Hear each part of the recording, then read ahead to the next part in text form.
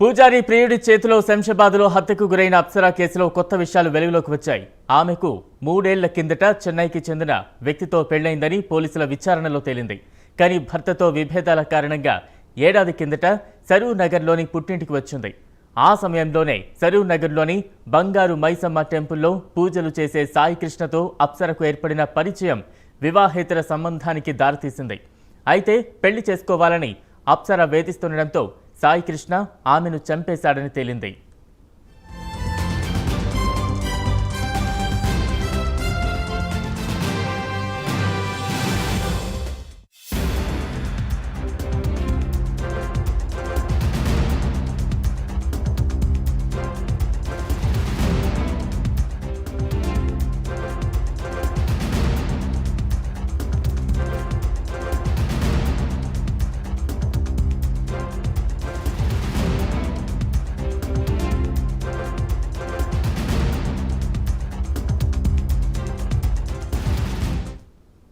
పూజారి ప్రియుడి చేతిలో శంషాబాద్లో హత్యకు గురైన అప్సరా కేసులో కొత్త విషయాలు వెలుగులోకి వచ్చాయి.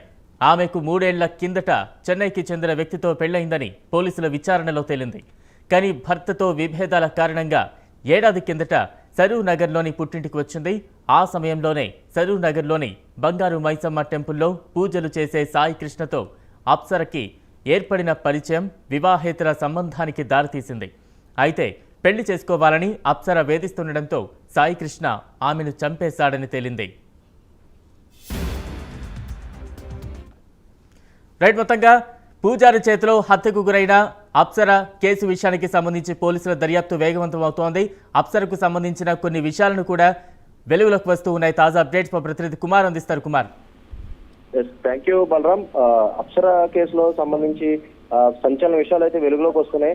ఆమెకు 3 ఏళ్ల కిందటే చెన్నైకి చెందిన ఒక వ్యక్తితో పెళ్లి జరిగినట్లు కూడా పోలీసులు విచారణలో అయితే తేలింది. కానీ అతనితో విభేదాల కారణంగా ఏడాది కిందటే సరూర్ నగర్ లోనే తన పుట్టింటికి వచ్చింది. ఆ సమయంలోనే సరూర్ నగర్ లోని బంగారు మైసమ్మ టెంపుల్లో పూజలు నిర్వహిస్తున్న సాయికృష్ణతో పరిచయం ఏర్పడి వివాహేతర సంబంధానికి అయితే దారితీసి మొత్తానికి పెళ్లి చేసుకోవాలని అప్సర సాయికృష్ణ ఒత్తిడి చేయడంతోనే హత్య జరిగినట్లు కూడా పోలీసుల విచారణలో అయితే తేలుతుంది.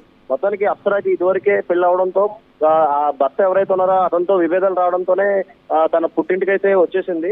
అలాగే దీంట్లో చూసుకున్నట్టయితే ఫస్ట్ జాతకం కోసం మొదటి సాయికృష్ణ దగ్గరికి వెళ్ళిన అప్సర వివిధ రకాల పూజలతోని అప్సరకైతే దగ్గర అవడం జరిగింది. మొత్తానికి వీళ్ళిద్దరూ వివాహేతర సంబంధం పెట్టుకోవడంతో గత కొన్నాళ్ళ నుంచి అయితే మాత్రం అప్సర పూర్తిగా తనని పెళ్లి చేసుకోవాలని చెప్పి ఒత్తిడి చేస్తుంది. అలాగే ఈ క్రమంలోనే ముందుగానే ప్లాన్ చేసుకున్న ఎవరైతే సాయికృష్ణ తనని హత్య చేయాలని చెప్పి నిర్ధారించుకొని శంషాబాద్ ఏరియాలోకి తీసుకెళ్లి కోయంబత్తూరు తీసుకెళ్తానని చెప్పి శంషాబాద్ ఏరియాలోకి వెళ్ళగానే తనని చంపేయడం అయితే జరిగింది.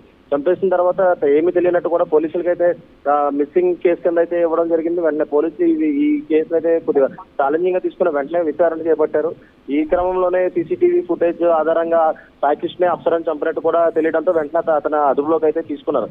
మొత్తానికి చూసుకున్నట్టయితే దీనికి సంబంధించి ఏదైతే తండ్రి ఎవరైతే సాయికృష్ణ తండ్రి ఉన్నారో అతను చెప్పడం మాత్రం ఖచ్చితంగా సాయికృష్ణ అలాంటి అతను కాదు, కేవలం అప్సర ఒత్తిడితోనే అప్సరాన్ని చంపేశారని చెప్పి కూడా ఆయన తెలియజేస్తున్నారు. మొత్తానికి చూసినట్టయితే నిన్న మనం అప్సర తల్లిదండ్రులు కూడా దీనికి సంబంధించి అప్సరకి ఇదివరకే పెళ్ళైనట్లు కూడా ఎక్కడ వెల్లడించలేదు. కానీ ఈ పోలీసు విషయాల్లో అయితే కొన్ని షాకింగ్ విషయాలు అయితే బయటకు వచ్చినాయి. మొత్తం 3 ఏళ్ల క్రితం అయితే ఆమెకి పెళ్ళైంది అని కూడా ఫొటోస్ కూడా వైరల్ అవడం మొదలెట్టినాయి ఫేస్బుక్ లో కూడా. ప్రస్తుతం అయితే దీనికి సంబంధించి పోలీసులు అయితే పూర్తి విచారణ అయితే చేపట్టారు. ఇంకా మరికొన్ని విషయాలు కూడా వెలుగులోకి వచ్చే అవకాశం ఉంది బలరాం.